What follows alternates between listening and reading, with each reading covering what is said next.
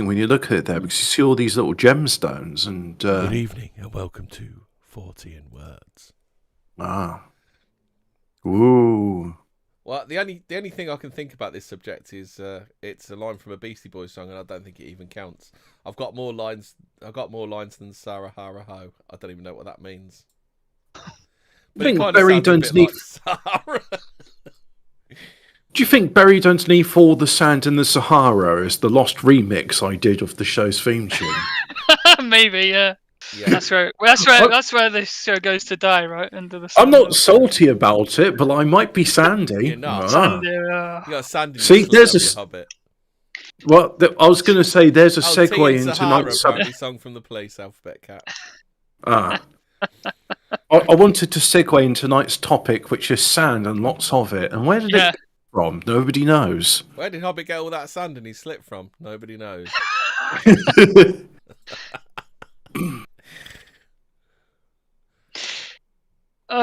So where do you want to start, Hobbit, with where did all the sand in the Sahara come from? I do actually, we're going to tackle the big questions first. The big question is, right, according to Snopes, Wikipedia, BBC, Professor Brian Cox, over millions of years... Who may or may not have done a blinding remix of They're Here by EMF. Over millions of years, granite rocks rubbed against one another, and they ground down in time to form amazing. foul, tiny particles of sand. And that's the way it happened. I was on Crapper at night, and I was thinking, isn't sand amazing? I can't stand him. Brian Cox. Isn't the galaxy amazing? I can't stand it. And that's the way all the sand in the world came to be. But here's a bloke in Skegness what's making sand in a factory. Did you know there's more bits of sand in the Sahara than there are people on Earth? That's amazing. Oh, fucking hell, I can't. Did you know there's more grains of sand in the Sahara than are neurons in my brain? And that's a real lot of sand. Sand brain, yeah. It's no longer smooth brain, it's sand brain, eh? Hand brain. I can't stand Brian Cox and he's fucking, isn't it amazing? I'm a proper thick cunt, isn't it amazing? I got to But according to something which is not Snopes called God King Scenario. Mum calls me I Wonder Child. She looks at me and wonders. Maybe we should start off with the mainstream view of what actually the Sahara is then. You just did. Snopes. Oh, it's just granite rocks grinding against each other forever. How do they grind against each other? I don't know, but they do. I can't believe is that the actual Wikipedia definition? Did they literally say granite ground against each other? Well, that's it. They're saying the quartz, the compound is quartz, so like silicon dioxide, and that's from granite. And the granite done rubbed one against another, and it rubbed itself off and turned into sand. Keeping on a paranormal footing, I've been watching a lot of National Park mysteries. I've started watching it during the day rather than falling asleep and leave it on. Never ever watch National Park mysteries and leave it on while you're asleep, because you will have the most bizarre, horrific dreams ever. But most of the national parks, where you get all the weird disappearances, the spoopy stuff, most of those are quite heavy in quartz. Oh yeah, that's right. Because I was saying that's where all the jinn or the genies are trapped in it. So all that quartz is give you some bad juju. Wow. But according to this one website I found, source dudes trust me, the sand's extraterrestrial. Mars decided to pay a visit to our planet a while ago. And when it did, it rained sand on the Earth. And that's why... Because if you look at it, the deserts, they all form this... Now, I always thought, right, that it's like... Because they're going to say, it's sand what rained down from extraterrestrial sources. But Are you saying what if? extraterrestrial blue eyes? Is that what you're saying, Hubbard? No, I'm not, because would be quite I've good got if my it's own impressive. theory on how the sand came to be, right? Yeah. Like, so without getting too political, Muslims are a death cult. God hates them so much that anywhere they inhabit turns into a desert. Apart from Bangladesh. If you think about it, they're as far east as the Gobi Desert and as far west as Western Sahara. Maybe And you don't find any Muslims in the Amazon. Maybe the real freemen of the sand. Yeah, but you do find them in Bangladesh, and that floods regularly. But that's different, isn't it? Oh man, science is a total joke. Like, fuck science. Like, I've got two very right. Listen to this. Right, this was a history forum blog, and this is hilarious. All right, how was the Sahara Desert formed? Right, according to Brian Cox's voice. Yeah. Well, mate. The Sahara Desert resulted from overgrazing of herbivores. This happened because the Romans captured the lions and there were no predators. The herbivores increased in number. Global warming. In overgrazing. And the desert was created. Okay, so there were cows first, one explanation is the Romans did it, right? The Romans caused global warming because there were more cows than there were grains of sand in desert. Is this because the Romans, when they were going to the baths, they were taking more than 8 minutes and doing it more than 3 times a week? Because according to the Paris Accord, in order to be the ideal global citizen, no more than 3 showers, 8 minutes a time. Over what period? No, Brian Cox. Actually, where is Brian Cox from? I want to say he's a Geordie cunt, but let's find out. Who is Professor Brian Cox? I'll have you know. Professor Dr. PhD Brian Cox is from. Well, you have to do Professor, otherwise you get the Scottish actor, don't you? Okay, can I read the second answer? Right, the second answer is the best evidence to date suggests that the Sahara dried up about 5,000 years ago, possibly in as little as 300 years. Right, so that's like what? 4,700 years ago? Dom, I would beg to differ if he's a mank. He grew up in Chadderton, and he says he has many fond memories of Oldham, where he pursued such interests as dance, gymnastics, plane and bus spotting. The thing is, he's not Geordie, but at the same time, he doesn't sound like any Yorkie bar I know. Yeah. He sounds like a woofter. He sounds like the sort of person that would tell me where all the sand in the car comes from. Yeah, it's okay. So modern science is literally saying the reason where all this sand came from is because someone took away all the fucking predators and the herbivores basically ate all the vegetation. That's the explanation of where all the fucking sand came from. It's just like, okay. Do you know how high the Sahara Plateau, like the highest parts of the Sahara is? Well, my mum 600 feet. My mum did tell me when I was little. It's 600 fucking feet. How the fuck do you make, how does fucking herbivore shit turn into sand 600 feet high? How? My mum did tell me it was because the coons cut all the trees down. even if you cut the trees down, how do you increase Right, okay, so what is it? 600 feet high, right? So how much of that is sand? Well, it's not an inch layer, is it? You had the dust It's not an inch of sand. It's actually it's like hundreds of feet of sand. So where did all that come from? Wasn't just the dust... Whoa, calm down. It doesn't make sense. Calm down, man. First, calm down. Fucking, my autism's triggered. Right, okay. It's like the time I found out hailstones are created by bobbing up and down in the fucking air. in air, right? Wasn't the Dust Bowl caused by some similar situation? I can't remember how the Dust Bowl was formed. I do remember. I did it at school, so you'll have to forgive me. It's about 30 years ago.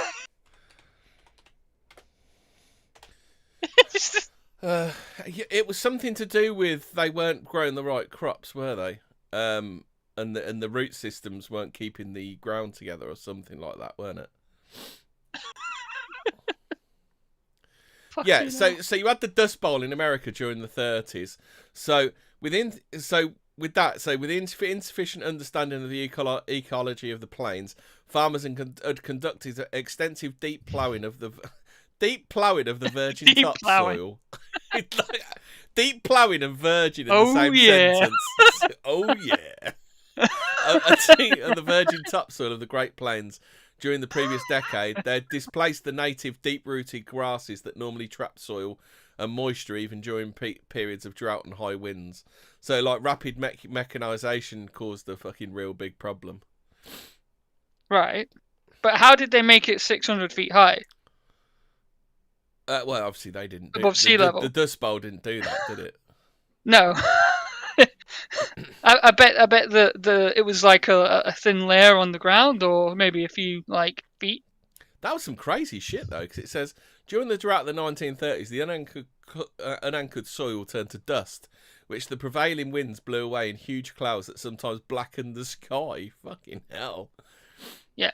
So when they mention that the Sahara is 600 feet, that is the sand, not the actual ground. Have they actually struck rock. ground in the Sahara then? Well, that. Oh, bad Faz, you gone. Oh well, that's the interesting question. That's it. We've done because bad Faz has gone. What? Because that's the biggest red flag or sandy vagina of the Sahara is why does the sand go so deep? YouTube's died as well. Oh, we're having some weird shit going on, are we? Well, they are doing that.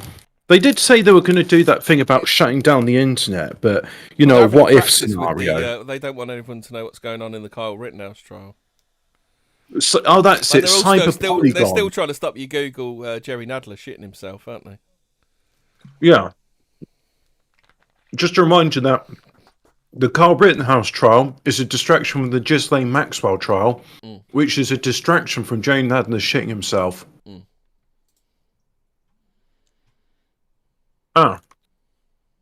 Damien, sandstone is a sedimentary rock, which, funny enough, is formed when you've got a lot of sand. I can hear you. You're back now. The sandstone is compressed sand. It's a sedimentary rock. It's apparently the origin of all this sand is the quartz in granite. But I'm thinking if that was the case, well, granite's got a lot of stuff in it which is grey and black, and it's not quartz. Where's all that then? Why is the Sahara this yellowish colour? Isn't sand actually see-through? Isn't sand actually transparent if you put it under a microscope? Well, it is and it isn't. It depends where the sand comes from. And if you go to sand at Western Supermare, it's got grey and sand colour, and you look under it at a microscope, you've got silt from clay and you've got black rocks in there. If you look under a microscope, it looks like black rocks. And then you've got these little gemstones and yeah. Is that the quartz then? Yeah, the quartz. I'm eating fudge. So, right, where were we? So it's too big, it's too much sand for just being overgrazing. I asked the question and they never got to the ground underneath. Yeah, I heard that. Yeah. Well, no, that's it. That's the 600 feet is at the lowest point they found that it was 600 feet of sand in one area. On top, just piled up. What did they find when they got past the 600 feet then? Well, it's rock, isn't it? It's like granite rock. It's bedrock. The bedrock is underneath then, isn't it? It's been obviously the soil has been eroded away, and the sand is on top of bedrock. So in the case of beaches where you can understand, there probably is an erosion. I was going to ask that question. I'll let Alphabet's answered as well. Yeah. Isn't there silicon in sand? Yeah. Yeah. Because can't you make glass from sand? Yes. Yes. In fact, you know what? I'm going to go on Wikipedia right now and look up sand. So I can tell you, is it silicon dioxide or is it silicon oxide? Yeah. It is... So it's between gravel and it's coarser than silt. And what's it composed of? Oh, of course, the United Soil Classification has got different types, but Like, if I mean, like, when I'm thinking of yellow sand, Well, there's. that's pretty. I've just put up an Sand image from of, coral. So that's microscopic sand. Where you were talking about a bit. When you look under sand under a microscope, you see stuff like that. But there's this really nice picture. It says sand from Coral Park sand dunes. They're grains of quartz with a hematite. That looks like your hand, Hobbit. Yeah. The grains are quartz with a hematite coating, providing an orange colour. So that's saying that rust is making it orange coloured. So, in other words, what you're seeing there is quartz with a bit of rust, and that's why it's yellow. Do you get rusty quartz then? Whereas sand on the beach is whiter in colour because, in addition to quartz, you've got shells. The shell casings get ground down. Don points out quite accurately. He says, "That's not microscopic. I can see it with my eyes. You must have very good eyesight." And then, of course, there's black volcanic sand, which is volcanoes. Channel there. I want to play that. What? Do you want to play the normie friendly version of when the Sahara was green for us? Which one's okay? That? When the Sahara was green. Okay. Do I need the fucking got the wrong one on. Sound on? Yeah, you will need the sound on. The Carboniferous period.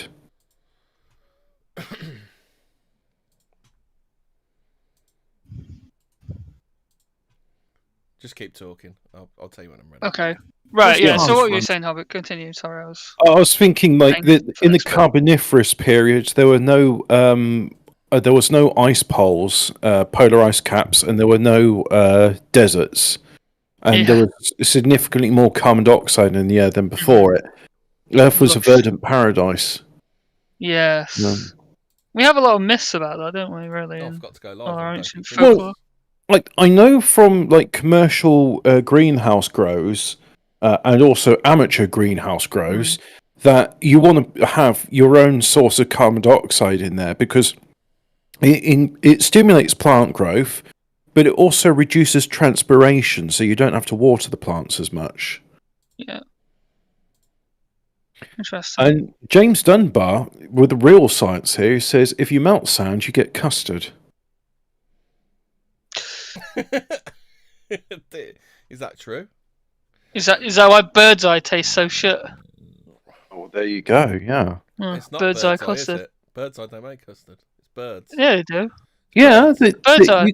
But is it birds? Bird's eye. Birds. Oh, I don't think it's called bird's eye. I think it is just called birds. Yeah. Custard powder. Was it a different thing? I thought it was bird's eye. Yeah. Okay, don't you be shitting on our sponsor, Bird's Eye. Remember, we brought to you by Bird's Eye omega-3 fish fingers. Omega-3. Omega-3. Added omega-3. Is it omega-6 or omega-3? Or your omega needs. Go buy a 14 words sponsored fish custard. That's what you need. Oh. Something about shark-infested custard. Right, we're ready now. I'll put it up. So you should be Just pause for a moment and imagine the Sahara Desert. You're probably picturing an arid landscape covered in sand dunes. There's almost no water. Out in the distance, there might be a few camels walking in the There's almost no water. It's not water. the most hospitable place. But ancient artists in northern Africa once saw a very different Sahara. Like many artists, they just painted what they saw around them. And instead of what you just imagined, the scenery that they recreated on rocks starting at least 12,000 years ago was dramatically I'm just watching the they made YouTube pictures of pretending hippos I can and hear giraffes and other savanna species that need to live near water. There are even images of livestock and grazing animals like cattle and sheep.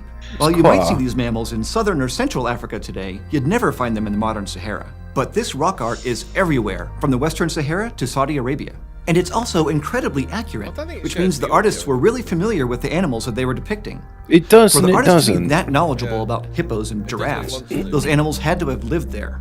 So all of this means that the climate of the Sahara must have been completely different thousands of years ago. And I'm not talking about just a few years of extra rain. I'm talking about a climate that was so wet for so long that animals and humans alike made themselves at home in the middle of the Sahara. The many rock artists who lived there created a record of this ecological change, but they didn't record why it all happened. It would be up to scientists from lots of different fields to figure that out thousands of years later. Geologists would find the first clues, not in the Sahara, but at the bottom of the Atlantic Ocean. Archaeologists would uncover seemingly unlikely evidence of vibrant societies in what's now the desert. And paleoclimatologists would be able to trace all of these bizarre events back to changes in the movement of our planet. All of these lines of evidence would come together to tell the story of when the Sahara was green.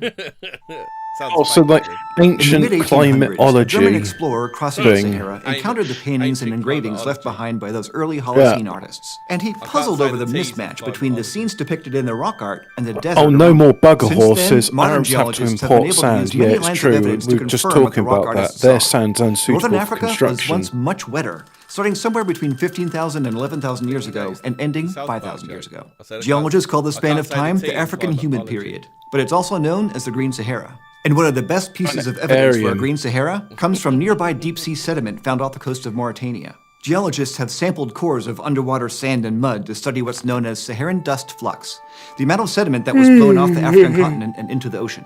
When there was more dust coming off the Sahara, geologists know that it was drier, with very little vegetation, like it is today. And if there was less dust, that means it was wetter. These sediment cores show that there was much less dust, potentially only half as much, coming off northern Africa during this humid period than there is today. And ancient pollen from the area confirms this. The pollen trapped in those same sediment cores showed an increase in plants like grasses and sedges, and a decrease in desert plants like ephedra throughout the wet period.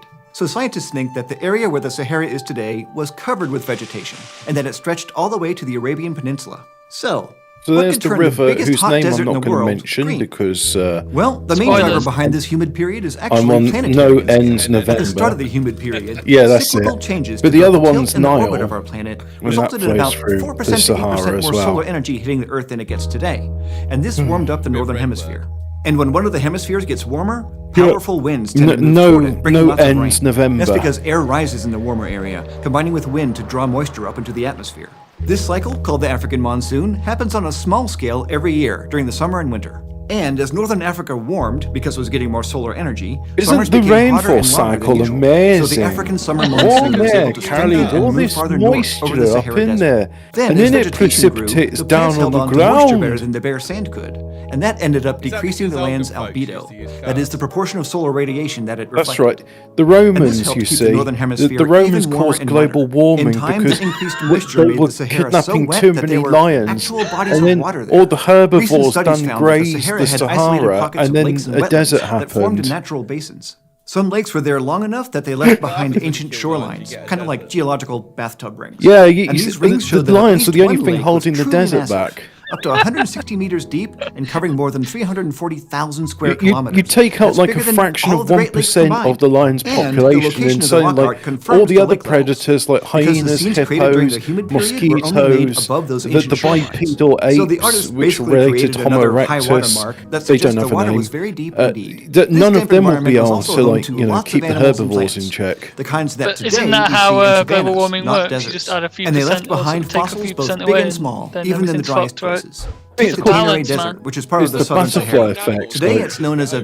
desert within a desert, but archaeologists have found proof that the humid period extended there too.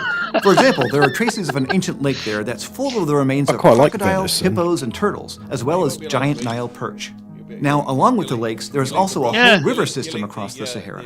In Algeria and Libya, researchers have found river deposits and evidence of human occupation, like fish hooks, around ancient riverbeds. And two modern rivers, the Nile and the Niger, also increased their runoff dramatically. These riverways allowed the central Sahara to connect to the Atlantic and the Mediterranean, which aided the migration of both human and non-human animals. And archaeologists have found that ancient cultures were able to take full advantage of the Green Sahara. Polluting Paris, along the waterways where there's now just alluvial sand, there are deposits. traces of fireplaces, grinding stones, hunting tools, and even mounds of dirty Nigers. Researchers have also managed to get radiocarbon dates from organic-rich sediments and artifacts like baskets, which show that human populations throughout the Sahara peaked sounds like a between case for 9,000 ancient and 5,000 aliens. years ago. And on top of the archaeological evidence, there are even little hints of the African humid period within some cultures of Africa today. For example, languages from Mali in Western Africa and Ethiopia are now very different from each other, but they still have similar words for hippo. Yeah. Some linguists think this could mean that people from these cultures once lived in the same place, among hippos. Of course, the Sahara returned to a sandy desert at some point, The rock artist kept painting, and their later art showed that new animals arrived as lakes and rivers began to dry out. To 100 and the kilogram ecosystem poo shifted in from savanna to desert. And paleoclimatologists have used the same ocean He's sediment washing cores its that dick. revealed the start of the Green Sahara to figure out when it ended. Dust records show that there was a We got dramatic hieroglyphs decrease of in that. moisture around 5,500 years ago, Well, and that the the humid camel period dick only took a washes. few centuries to end. Yeah. When Earth's orbit shifted once more, the incoming solar energy decreased, and the northern Earth's orbit hemisphere shifted, cooled down. did This pushed the that's monsoons the other south again, reason, closer to you where know. they are now. Yeah. And sure enough, the archaeological Shifting of the record Earth's shows that orbit people who lived in creates the Sahara thousands of abandoned their like northern cubic, sites first, you know, and then millions the of other cubic sites meters farther of south. sand. All in all, the African humid period ended Yeah. quickly, at least in geological terms. according and when it did, to people clustered back around the Nile Wikipedia and other water and sources, also while the Sahara became the more like the environment we Encyclopedia know of today. Columbia. All right, So, okay. thanks to a Could you collaboration go back between to that- ancient rock that artists graph? and modern That is- climate scientists, Very- we've been able to figure out that the Look at Sahara this was green graph. not all that long ago. It was just But shit. what does it tell us about future climate change? Could it The happen time again? like graph Well, of what we call the you know, a African big humid long period yellow was bar and actually then some just the tiny most slither recent of of like green. 230 green It's just periods like, in the what? Sahara that have occurred in the past 8 million It's like, years. Jesus. And since solar radiation is always changing due to natural orbital cycles, it will Yes, almost it was certainly happen only again. green It might be for thousands this amount years of period from of time. And This human-induced little climate slither, that change was has it. to be factored in Everything too. else is just Either a way, desert, we right? have every reason to expect That's right. that if and when the So Sahara greens up then, again, like, future artists where will did all capture the that sand transformation come in their from? work. They may not do it on rock. but It the was message already will be the there, though, same. mate. The Then it world went around us green, is always right? changing. And then it went Yeah. back to sand, Oh, okay. supposedly. Because Now that's we've how got it you works, thinking about right? extreme you can climates, you turn should Yeah. check out into, Antarctic Don't you Extremes, remember a when new we mini-series from Topsoil, Nova right? and PBS Yeah, Digital Studios. yeah, exactly. It's a journey yeah. to Earth's most remote there laboratory, we go, Antarctica, yeah. where science and that's how you survival create, meet. Hosts there we are. Caitlin Done. Sachs and Arlo Perez reveal a world that's sometimes harsh, sometimes hilarious, sometimes gross. This but polar always bear is thrilling. really sad Find because the Antarctic nearest Extremes on PBS KFC Terra, is over PBS Digital 3,000 Studios new miles site. away. Check out the episode in the description below and tell them Eon sent you. Also, a big No, I shout think out that's to what this they were month's trying to tell Eontologists: us. Patrick I Seifert, read Jake the Hart, other day where John they put Davison some Ing, polar Sean bears. Dennis, Yeah. and Steve. Pledge your support think at it would be patreon.com/eons and become an Eonite. And thank you for joining me in the Constantine Hauser studio. Be sure to subscribe at youtube.com/eons. Thanks, fam. That's great. Cheers, mate. There we go. Right. So that is basically the most normiest like version of like history we've got on like, you know, how the Sahara came to be, and like, you know, there was a green period that lasted about what, 10,000 minutes. years. Camels with Yeah, 2 minutes. scoliosis. Camels Yeah. scoliosis. Right. So So in the period of about 2 minutes, all Cats these and dogs civilizations living came to together. be. You remember that Yeah. speech from Yeah. Ghostbusters, don't you? Cats and dogs living together. Oh, that's what I thought it was from Yeah. that film Kevin Smith did with the Angels. No, it might be that Dogma. as well, but that's where it originally came from, Ghostbusters. Oh yeah, there we go. But yeah, according to the Professor Brian Cox Encyclopedia, 70% of the Sahara is bare rock, and the other third is sand. Didn't he say, yo, 70% of the Sahara fam is bare rock, man? It's in bare rock. It's bare rock, man. It's bare rock. Yeah, it's bare rock. Mm. but yeah, so all you need to do to make the Sahara lush again is just put water on it. Move That's the what earth they're out of basically orbit. saying. Just add water. That's how you get everything back to the way it was. Just add water. Also, we got like so, the so Romans. the Sahara's like a pot noodle, then, is that what they're saying? Yeah, it is. It's just a fucking It's the, Just add the a Sahara's microwave. just one big pot noodle. yeah. just Then need you to put some rotate the boiling Earth water and on it. microwave it a bit more, and Yeah. it'll just Put some turn boiling back water into on it, you're jungle. laughing, JD. But also, the Romans need to feel guilty about all those lions. They need to pay their carbon taxes because lions. Don't eat the poo-poo, says the water damage around the Sphinx is immense. Oh yeah, there is. I mean, even Herodotus mentions about it. He said there was a canal around the Sphinx, and this was like Herodotus. Actually, let me just check. I want to say it was 3,000 years ago. My mum called it the coons cut all the trees down. Herodotus was born in 484 BC. That's before Christ. Before coons. And he approximately 60 years old. He died in 425 BC, before Christ. Yeah. If he wasn't just another Oh. fictional character history hub. Have you ever considered that? Just to be Yeah, Well, he was saying that this Have you was ever like, Paxtoned him? See if he's another Mr. Paxton. no, I'm not willing to do that with this because Joseph, I didn't you know Joseph Paxton made the Sahara? yeah, On a that was napkin. it. He thought it'd be a good idea, to have this this thing. So he made the Sahara sort of in between he did it in inventing. the afternoon with a truckload of rocks. Well, it was sort of in between building the Crystal Palace and inventing the Cavendish banana. Where do you think he got all his glass from? Got it from the Sahara. Oh yeah, it's like I'm gonna need. He had the glass. Yeah, he needed the glass, so he had to make the sand, didn't he? I'm gonna need a lot of sand for my glass. But so the thing is, if someone from 2,500 years ago is saying that there was water around the Sphinx, then this wasn't millions of years ago. There was water in a significant point then. That's the other thing. There's a lot of. I need one of those topological maps of Africa so I can look at all the ins and outs. Topological map of the Sahara. Sahara. Well, this is it. I mean, the video also brings up another very interesting point is that there is a phenomenon called the Saharan dust, and it has the most iron per million particles per million. Yeah, parts per million. So it's got a high concentration of magnetic iron. Mm-hmm.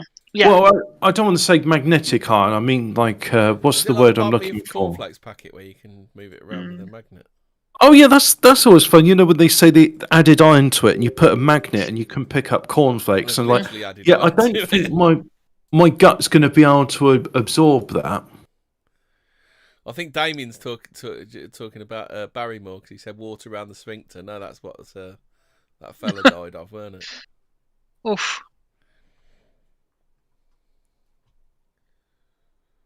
Right. Okay. So we show you the normie friendly version of it. Now I think we should show them what people in the 1500s and 1600s actually recorded as the Sahara. I don't know if you've got the pictures to show them, Hemi. It's I probably should put the JCB map in.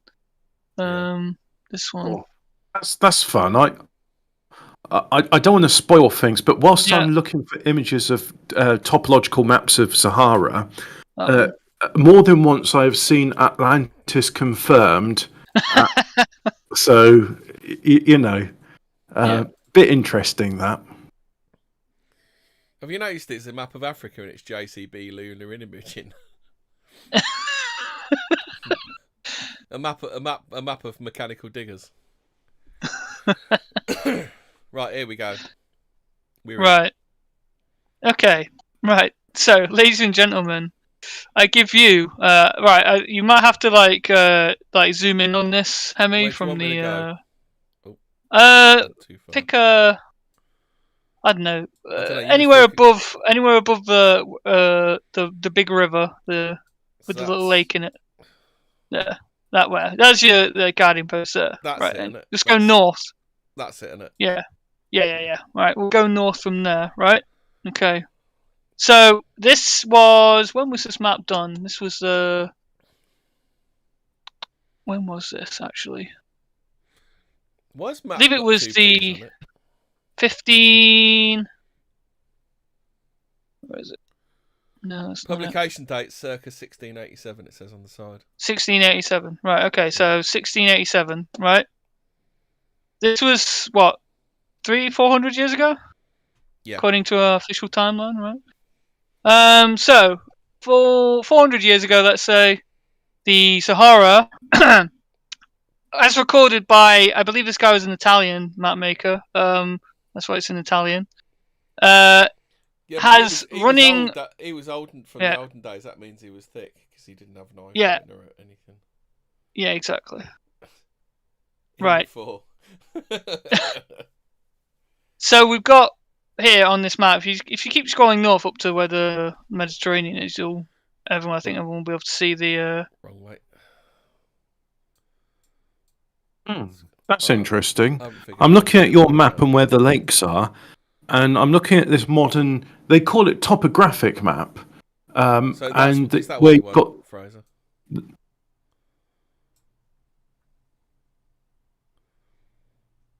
A bit, where it's around where it's. Yeah, right there. Yeah. Right now, zoom in. Obviously, so people can see bigger. Make it bigger. Which bit do you want? Anyway, I mean, this is just like the case in point, right? So we have 17th century map makers, was it then? Literally describing the Sahara with literally like lakes and running rivers by the looks of it, with cities, names of towns and cities along these rivers. Hundreds of because it turns out places where you've got rivers, plenty of sun, good agricultural conditions, you'll have civilization, cities growing around there. Exactly. I mean, and this isn't just like one side of it. This is all across where the Sahara is. There's countless maps from that time period of the 1600s, 16th century to what? Well, actually, this is where it gets interesting. Just before the 18th century, the good old 1800s is when things start getting a bit spooky and things start disappearing from maps. I'll give you an example later of this, but let's have a look at this at the moment. So we've got all of these like tributaries and the rivers, lakes, cities, names of places, like clearly defined. So the historical narrative for this would be this is made up. This was just bollocks, right? How could they have known that? It was all desert at the time, right? Surely, I mean, everything else is but if you then go to the west, east? Sorry, you'll see that there's names of places like Alexandria, Cairo, places like that. So it's not. Isn't been fabricated. Yeah, there's places in Algiers. Oh, the CIA got him again. Yeah, no, he's not allowed. He's getting too close to the truth here. Yeah, we can't upset the bull washers. What did you want to say about this map or the Sahara? Well, I think whilst he's gone, I'll carry on saying that the sand had to come from somewhere. Oh, is he back? And they Hello, say, am I back? Welcome back. Oh, right, okay. Oh, I don't know, mate. That's a bit weird. It's in the last few days. Right, okay. I know they don't want us to tell you the truth about where all this sand came from. But anyway, yeah, Hobbit, go on, continue. I was going to say the sand has to come from somewhere. Big sand, DDoSing Fraser. Big sand, big sand, big sand. Well, this is it. They weren't happy when I mentioned that. No, the sand used in the silicon used in solar panels doesn't come from sand. It's got too many impurities in it. It comes from quartz. So, of course, Big Sand doesn't want me to reveal the lie that actually all of that sand is useless. It's too fine for use in cement. So they have to import sand from, I think it's either Wales or Australia. Is their sand actually useful for anything then? Or? Well, the only use the sand has got is gumming up the air intakes and making people's eyes water. But I wouldn't say those are uses. I'd say those are more bad things. They're features, not bugs, or they're bugs, not Oh, features. yeah. Well, this is it. I mean, so. Oh, Big Sander got him again. He's got sand in his connection. He's got sand in his mic. I know where all the sand went. It's in his connection. It's not good. It's like Final Destination, but with sand. According to one website, it came from outer space. Back again. I'm back. Big right, Sand. okay. Is it B&Q? Is it B&Q or on? Yeah. Yeah, B&Q's on to me. B&Q don't want the truth about sand coming out. It's all a It lie. affects their bottom line. Yeah. This Right. will be the sharp sand. Okay. Right, okay, where do we need to move on to next? It's the pictures. Is it from that one?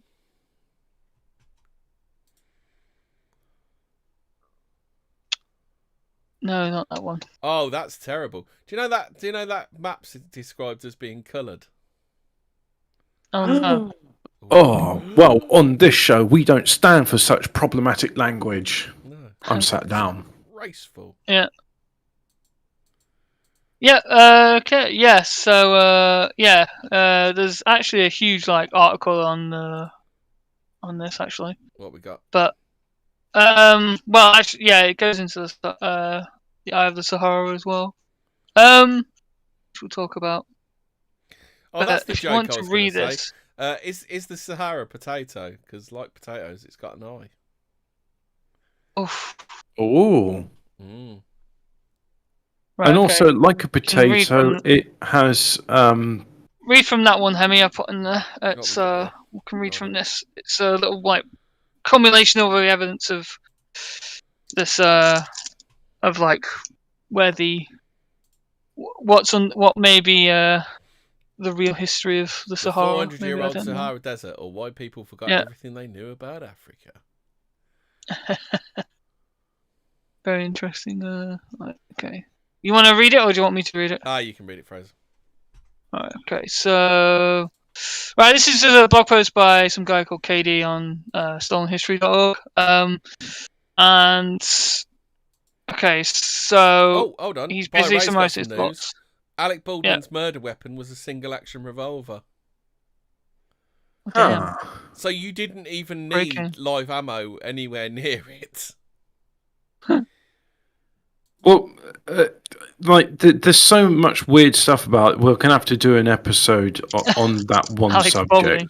Oh yeah, I've got the book. I've got the book about the Brandon Lee's murder. I suppose I ought to read that. Well, it's like they even said, "Oh, it's not actually a prop gun. It's just a gun they had on around the set for target practice in the desert." What? So it's not actually, no, it wasn't a prop gun, it was a real gun, but it wasn't used. Say, Alec Baldwin thought it was a joke lighter. Well, it's fucking awful, isn't it? That story makes about as much sense as the sand's been in the Sahara for millions of years, and it was all caused by erosion because the Romans were being evil millions of years ago, stealing all them lands. Well, the Romans amazing. They invented the Sahara. Those Romans amazing. They invented global warming. Right, okay, so I'll read from the blog. This is a rather interesting look at a culmination of the evidence that we're just giving you a teaser of. So he goes on to say that I always thought the Sahara Desert was thousands of years old. Of course, the official version confirmed it in the most scientific way possible. During the last glacial period, the Sahara was much larger than it is today, extending south beyond the current boundaries. The end of a glacial period brought more rain to the Sahara, from about 8,000 BC to 6,000 BC, perhaps because of low pressure areas over the collapsing ice sheets to the north. Once the ice sheets were gone, the northern Sahara dried out.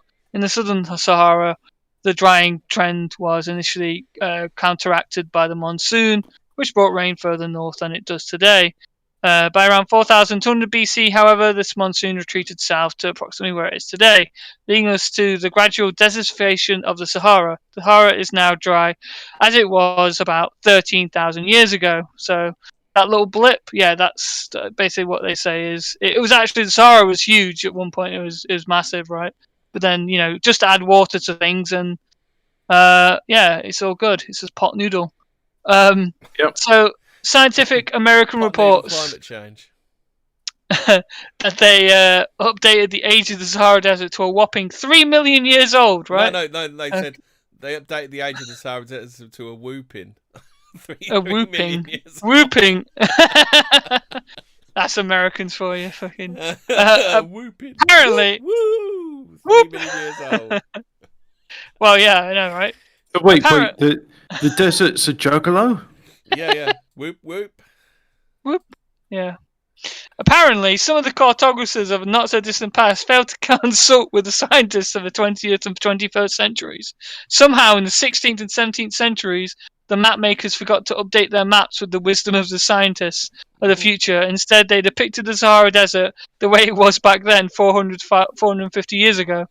And what a beautiful sight it was. Lakes, rivers, cities, people, animals, everything but the great Egyptian pyramids, so to speak.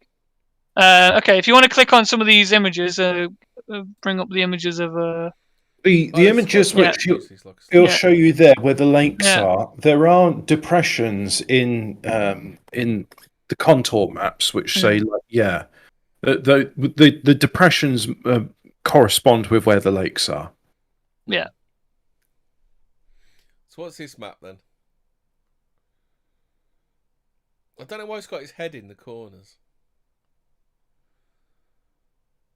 Oh no, Big Sand's got him again, Hobbit. Oh no! Is there dragons anywhere? Look, there's a griffin at the bottom there. There's a griffin. I'm gonna have to move. That looks like a horse with a man's head. Well, yeah. There's some weird looking stuff on this map, Hobbit. If I go on, there we go. I can watch on this thing. I can see it at almost slightly bigger than I can on YouTube. Yeah. Oh, I got dizzy. You can open the. You could always just open the article up. It's a good thing I'm sat down. Yes, well, look. Yeah, there we go. Fuck me! What is fucking? Yeah, I'll say. Big Sand. Big Sand is onto you. Yeah. Yeah, they are. Bro, yeah, so that that is the world upside down because I don't. Because reasons. Oh fuck yeah. Because reasons. Well, it is upside down. Yeah, it's just an upside down map of the world. Spain on the far right, at bottom corner. Yeah, that's supposed to be Spain. Italy. I mean, yeah, I get it now. Spain, Italy. Ray says, have you guys ever covered the idea of Alantropa? That's the first time I've heard of such a thing. So why does Greece look like a pair of bollocks on that map? Oh, it's upside down. There's Italy. There's Greece. Yeah. So that's the Mediterranean. Yeah. And then like over there, that's what, India and China. But India doesn't look right. It looks. Oh wait, hang on. That's supposed to be like. That's Africa. Yeah, that's Africa below Spain, isn't it? England isn't. Yeah. Is there a way we can that little red rotate this map? It there and there.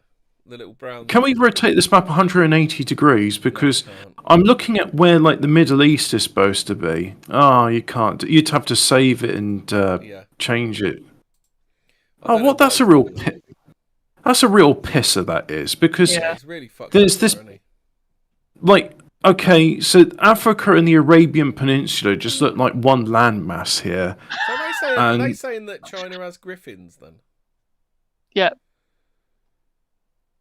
You got the weird. They got all the good things. Weird Mothman thing there, Fishman. I don't know what that is. Remember, that was one of our early episodes. If you want to listen to Mothman. Oh yeah, one of Ian's. I think that was Ian's second appearance on Mothman. Right. Okay. So if you just we don't need to like labour on these like maps for too long, but just so you just got to skip through them. Like green, loads of cities. Yeah, rivers. Yeah. Why have they done these colours but not put a key in? Map maker. Oh, well, that would make things easy. But you see, back in the old days, you were supposed to be smart and such. Hey, look at that thing there. Look, the bug-eyed fish thing. What's this? Another one. Africa, 1595. Green, nice and green. All nice and green. Rivers, cities. Yeah. Yep. Same mountain ranges we got now. Yeah. Cities, so many cities. You'll have so many cities, you'll be shitting yourself. I don't know. 1642. 1658. Plenty of cities still. with drawings showing Africans in their zoom's great, traditional isn't it? garments. I love zoom on web pages. It's so effective. Look. Yeah. An inch bigger. Oh, I can see it clearly now. I can see clearly now I've zoomed in 3%. Yeah, 3%. That's generous. I don't think it's 3%.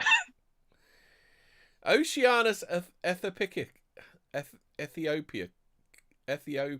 Easy for you to say. Try that after a few. I skipped over that one a bit, didn't I?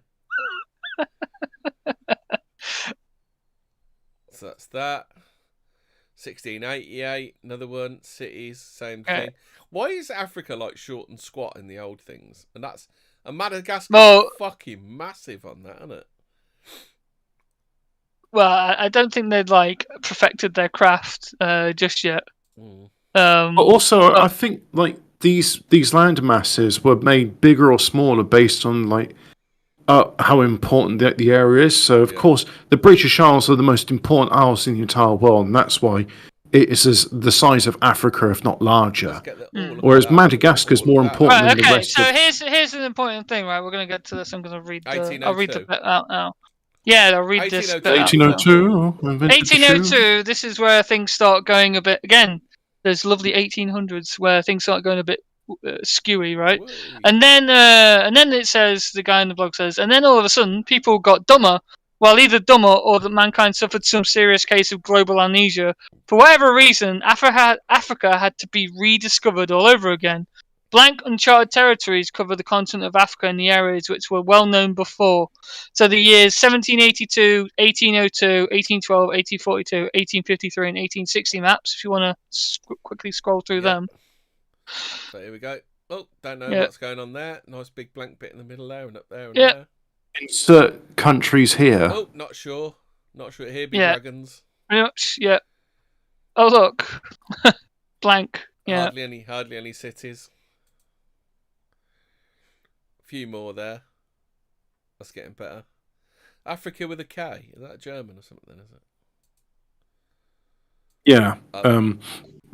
Africa. What's this one saying then? What's the globe one saying? Right.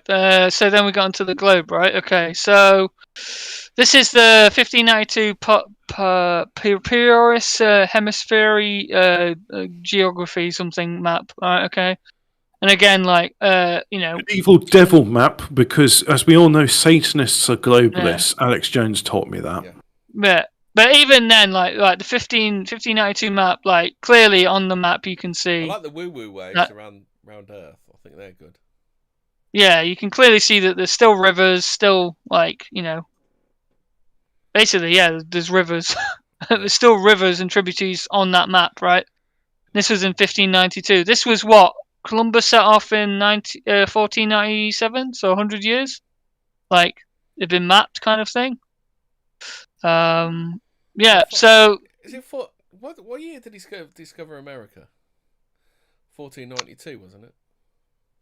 Was it 14? Yeah, 1492. Shit, I've forgotten it. Yeah, but it was 1492. Yeah. So today's scientists give us tons of false information. About so many things that sometimes it's hard to figure out which part could be trusted, and I choose to trust the cartographers who put these maps together at the time when they were alive, just like I trust Pronasi with that. Atlantropa is an early 20th century German idea of damming the Mediterranean and turning it into arable land. Yeah, probably a good thing it wasn't done, because if it wasn't for the Mediterranean, that would be the hottest region on Earth, and it would be terrible and lots of drought. So we need, in fact, I say we need more Mediterranean. So like there should be like plans to sink more of North Africa and make a bigger sea. I don't think many people would object with sinking North Africa, would they? Well, the thing is, first you have to get rid of all that sand. And where did that sand come from? Well, you see, over millions of years. How does sand work? Does anybody know? Fucking sand. How does that work? Yeah. Well, you see, that sand came over millions of years because the Romans were poaching all them lions millions of years ago. The Romans. way. So this gets a bit like, you know, sciencey and technical right now. So so scientists like really want to believe, give us like, you know, there's obvious things to be answered here, like things that don't add up. Like, you know, we've got maps of this, and then all of a sudden there's a huge desert where there were be dragons before. There's desert now, right? Dear scientists, it's probably a fun sitting in some lab building a scientific model of the information of a planet, as long as you're not pushing to blah, blah, blah. He goes on to say that, you know, the accounts don't match, right? So in one of the maps, it speaks about desertum, which is basically translated from Latin to... Now you need to figure out what a desert is to Google, right? Desert landscape region that received very little precipitation, less than 250 millimeters per year. Approximately this land surface is a desert. There are 4 different types of deserts based upon precipitation: polar desert, subtropical deserts, cold winter deserts, coastal deserts. The 2 largest deserts on... You're breaking up again, Madfuzz. Am I? Yeah. Can you hear Too me now? much sand on the line. That's better. Big sand fucking right out for you. You're done. Yeah. Never mind. I'll dump on you like a ton of sand. Yeah. Polar deserts, subtropical, cold winter deserts, cool coastal deserts. Like, they're types. The 2 largest deserts on Earth are in the polar areas, so Antarctica and the Arctic, right? Because they're, you know, considered deserts because they're just ice, and it doesn't rain. Amazing. Yeah, no. Right. Okay. It's so really real. But you can't go there, so just trust me. There's more grains of snow in the Antarctic than there are grains of sand in the Sahara. Okay. Right. Okay. So so we know what desert is now. Desert is anything that receives less than 10 inches of precipitation a year. It can be cold, can be hot, right? Doesn't matter. Yeah. Right. So So when we go back to Africa, we can if you scroll down to the bit where it's showing you the African thing about Tekort rifles from certain mountains near Libya. You know, that little quote from the book. Bit there, Yeah. We can see the presence of sand is not a requirement for an area to call a desert. In other words, the fact that is this desertum word in its various forms is present on some of the maps does not place mountains of sand in the areas where we can see them at today. So it says in the thing, Tekort rifles from certain mountains near Libya, waters of the town of that name, and runs into a 4 foot into a lake from a 1714 book. There we go. Runs through a lake. How many rivers, lakes, and forests do we know of today in this part of Libya? Libya, right? So if you go where we're obviously pointing on the map now is this would be modern day Libya, yeah. Like this isn't here. This is all of these lakes and tributaries and you know, feed into these from these rivers. They're not there. They're gone. Past this mountain range, this is, I believe, is this the Atlas Mountains? On the north side here? They're the Atlas Mountains, aren't they? Yeah, so... Yeah. And there's also the Rif Mountains in Morocco, which I think... At the side is that there. part of the Sahara, or...? Yeah, that's still part of the Sahara, yeah. They're the Rif Mountains at the top, in the top left-hand corner. Those would be the Rif Mountains. There's 2 lots of mountains, doesn't it? Yeah. Right. So, yeah, everything below the Atlas Mountains is gone. It's not there anymore. Like, it's just considered desert. It's all suddenly just become sand. Here's an additional map. Again, if you go down the black and white one, again, rivers, towns, and then from 1606. Yeah, there are others. There are other lakes, rivers, and places from above maps mentioned in this book. As far as I understand, this book is a translation from Latin. Latin version predates the 1714 English copy, right? So the Nubian geographic phase, it's F wells in the summer. The F wells in the summer. I bet he's gone again. Oh dear. No, I'm all ears. I want to know what he's talking about. The thing is, right, years ago I heard that the Sahara was artificial, that it was put there to make a barrier between sub-Saharans and Europeans. because it was an impassable barrier until we decided to no longer make it so.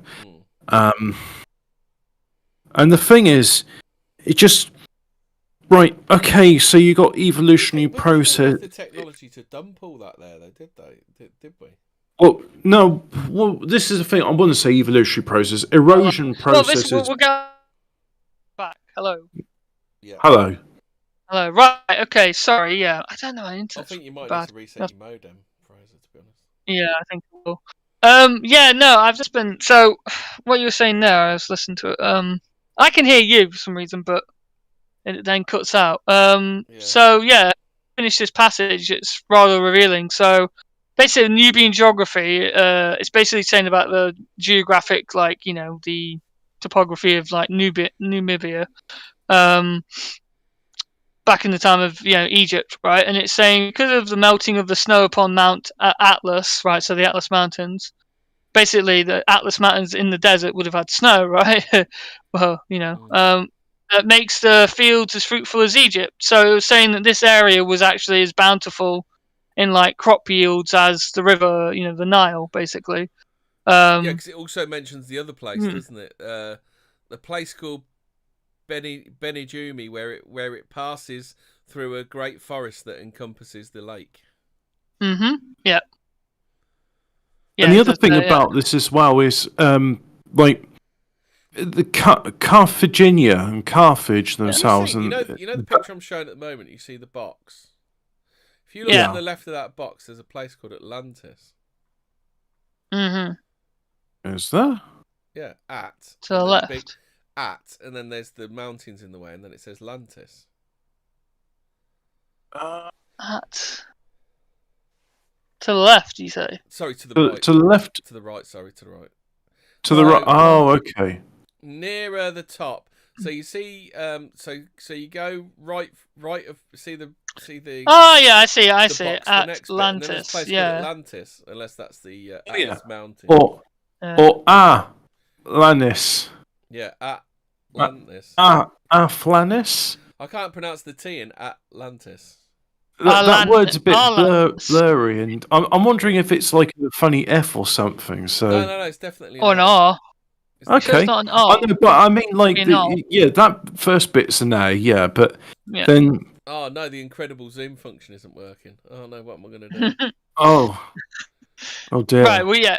Okay. Yeah. Maybe that was just the name of the area, and Atlantis was the area. Yeah. I wanted to interrupt you briefly, Fraser, because whilst you're actually here and can hear me, this question I think would be pertinent. So the Romans conquered Egypt, and that was their breadbasket. There was regular grain shipments from Egypt to Rome. But if this area was as bountiful, why didn't they conquer those areas? And all I can think is, well, there was Carthagina and the Carthaginians, and they were an advanced civilization. Wasn't the Queen of Ethiopia quite powerful at the time, or was she way before? Well, that's a different region. I know that the Romans fought against the Carthaginians, and it makes sense that they're not just eking out an existence on the Tunisian coast. They were like proper into there because there was like verdant green fields, and you need water. Well, here's the thing. Remember, the Carthaginians rode elephants, right? Well, where did the elephants come from? Did they trek them across the great big desert? Elephants? Desert. Yeah, that's it. As we all know, elephants consume 500 gallons of sand a day. Exactly. Well, yeah, they'd need water, and they're not like camels. They can't trust desert like that. They consume sand. Yeah. Okay. Is that true? Is this you pulling my leg? What? Yes, as we all know, elephants are sand-powered. Oh, yes. Okay. Yes. I believe this is known as dry British humour, which also involves sand. Yeah, that went over my head there. Okay, fair enough. Yeah, that's what we said. We said Biro. We said technically the Arctic and Antarctica deserts. We said that. Yeah, we did. Yeah. It's just anything that receives less rainfall is classified as a desert, right? So X amount of rainfall. Did we solve the desertum question?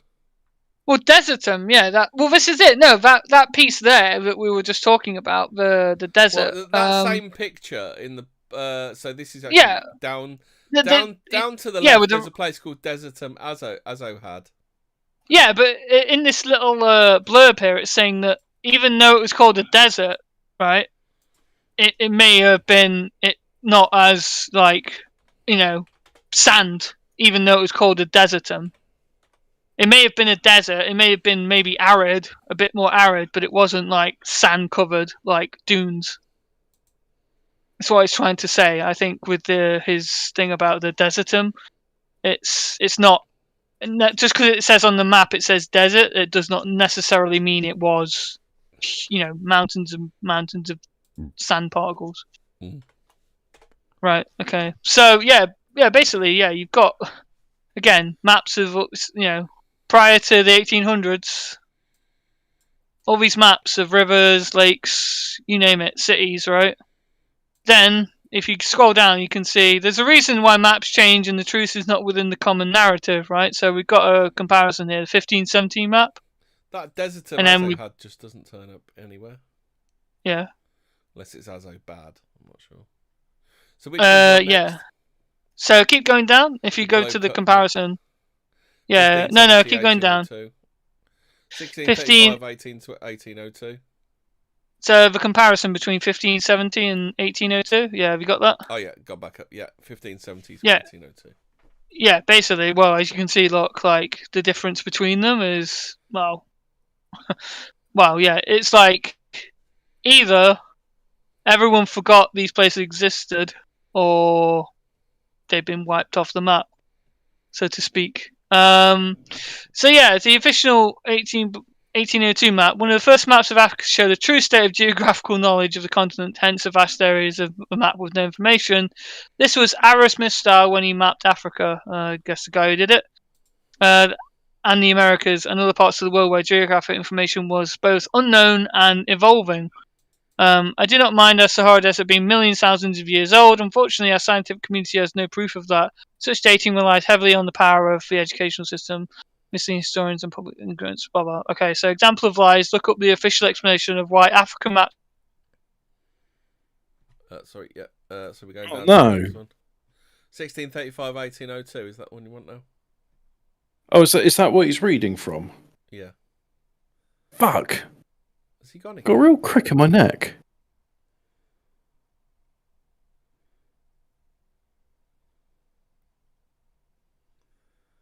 Fraser, is he gone again? What would you want to talk about, Hobbit, while we're waiting? Where does the sand come? Oh, well, that's the speculation we can get into first, but really, I just want to hear Mafwaz and this thing. My back. Come on. You are back. Yeah. Oh, thank God. Right, okay. Right, so where did I get up to? The Sahara Desert is clearly not thousands of years old, being fed false information. Whatever initially happened in the 18th century changed the face of this planet in multiple occasions. Sahara Desert is not just one of those. The Eye of the Sahara and weapons of mass destruction. Now, this is really interesting, right? It appears that we have hundreds of different sized craters spread out throughout the entire African continent. None of those is bigger than the mysterious Eye of the Sahara. The formation is 25 miles in diameter. Our scientists claim that it was formed 100 million years ago, right? Considering that this formation is not on the maps predating the 19th century, we could make our own conclusions. If they'd have said 1 trillion years ago, L. Ron Hubbard probably could have explained it. Oh, well, I mean, obviously, that was it, Aliens nuked the planet, didn't they? Yeah. She was right, that's when they got dumped in the volcano. Got dumped in the volcano.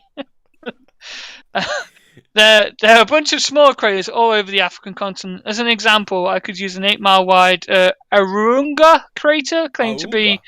Arunga, yeah. This is claimed to be even older than the Eye of the Sahara, right? So if everyone doesn't know what the Eye of Sahara is, it's a formation near Morocco, is it? In Western Sahara, and it's a ring, kind of like a ring formation of like it's basically a crater with like rings around it, and do you wonder with this completely natural formation where nothing out of the ordinary whatsoever, right? I remember I had I think it was called Phillips New World, the Phillips New Photographic Atlas or something like that. And as a kid, I used to stare at the photos for ages because before the internet, and I was like, "Oh, that's interesting. That's interesting." I remember seeing things like Ayers Rock and Machu Picchu and the Grand Canyon, etc. But you'd think in a book like that, with interesting things from around the world, it's like, here's the eye of the Sahara. No, and there was pictures of the Sahara in it. It's like, here's the Atlas Mountains, here's sand dunes. Not going to show this. So I'm thinking, is this like a recent discovery? But if it was a recent discovery, surely they'd be saying like, oh, look at this thing we recently found. Hey, I've just got a quick one from Twitter. Breaking, German MPs have voted in favour of a new set of measures, including access to public transport for only people who have been vaccinated or tested. Someone replied with, have they provided cattle trucks for the unvaccinated? Oof. Yeah. Well, there was a school in America that making the unvaccinated kids wear yellow armbands or some shit like that. Not a yellow star. Surely they should do it with a yellow star, shouldn't they? A gold star. Give them a gold star. Yeah. Sorry, Fraser. Carry on. Oof. If I run out, I need to put another 50p in Mad for us to a Hobbit. Well, in the meantime, the chat, Don't Eat the Poo-Poo says, I think there was a race of intelligent lizards who destroyed themselves. Or maybe they didn't. Burkina Faso. Burkina Faso. Burkina Faso is one of the countries in Africa. It is a real place, Burkina Faso. Yeah. We're back now. Or... You are back. Thank you. Fuck's sake. I just fancied saying Burkina Faso.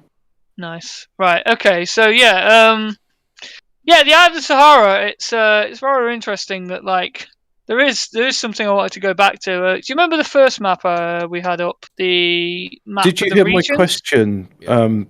Is it a recent discovery or not? What? The Sahara, Eye of the Sahara, was only found in, when was it? 1960.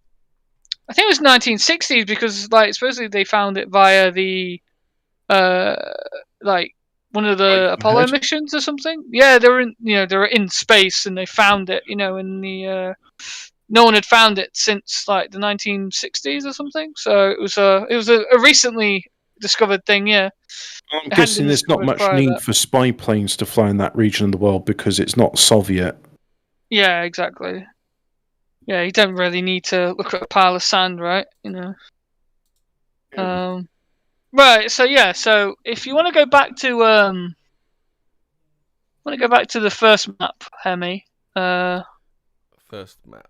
What the one which features ancient Burkina Faso. What you mean you mean the map from the other page? Bring us back to Burkina Faso. This one. The new map of Africa divided into kingdoms and provinces. Do you know what? He's gone again. He needs to turn his fucking router off and on again. But when he's gone, I'm almost tempted. Oh, okay. Yeah, but we can't hear you. We're getting anxiety that every time you go silent, it's because you're not there. For fuck's sake, I am here. I'm here, guys. Don't worry. Okay. Right. Might be my mic's fucking up. I don't know. Right. Okay. Go to the provinces map. So which one is it? The new map of Africa divided into. Yeah. Go back to that again, right? Because this is really interesting, right? I'm going to zoom in. Yeah.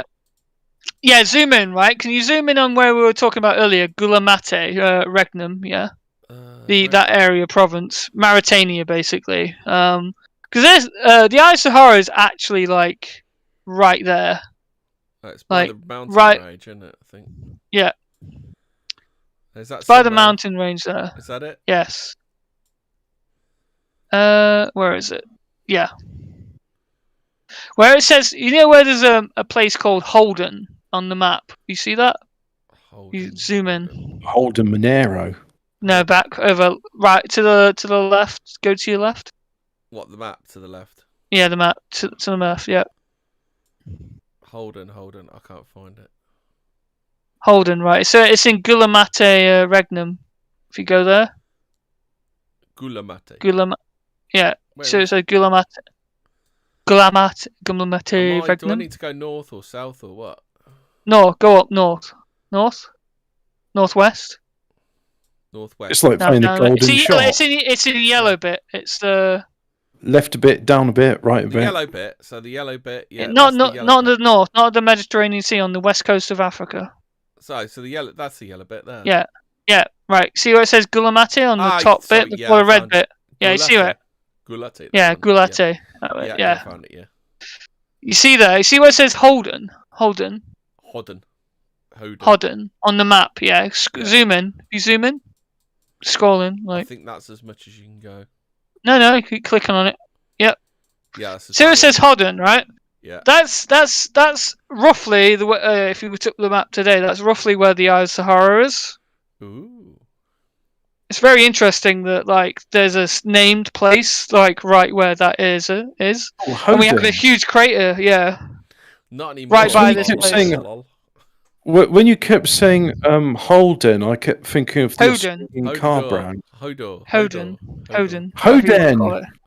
I can't fucking. I've got dysgraphia. Sue me. Fucking yeah. So yeah, basically this Eye of Sahara is right on top of, basically, or very close to where this place called Hoden is on that map, and that place is just desert. Where's that other place, Hodia, right next to it? Isn't there? Yeah. It's very interesting. I mean, the theory that these craters could be from some kind of weapon. I mean, if you want to go back to the, should we say, the fateful day and a certain day of September, back in good old 2001. Yeah. And the atomizes buildings. We all know this. You mean the 9th of November? Yes, planes that turn buildings into what's that again? Dust. Very fine particles. And I wonder if there's a certain kind of.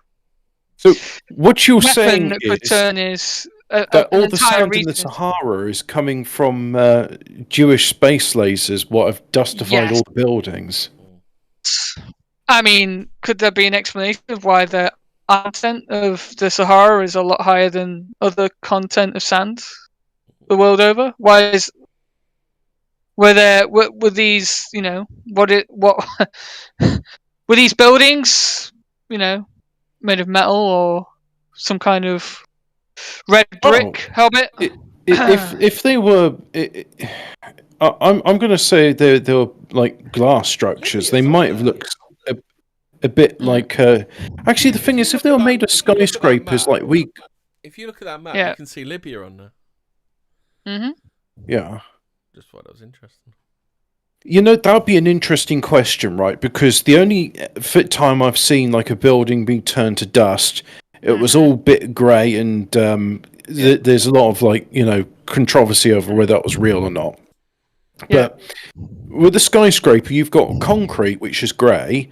You've got the glass, which is transparent, and you've got steel, which is iron balls, like little filings. Yeah, iron gobbles. So if you were to get that iron would eventually rust and turn red, and mix it with the silica of the glass and dustify it, you probably end up with something sandy coloured, wouldn't you?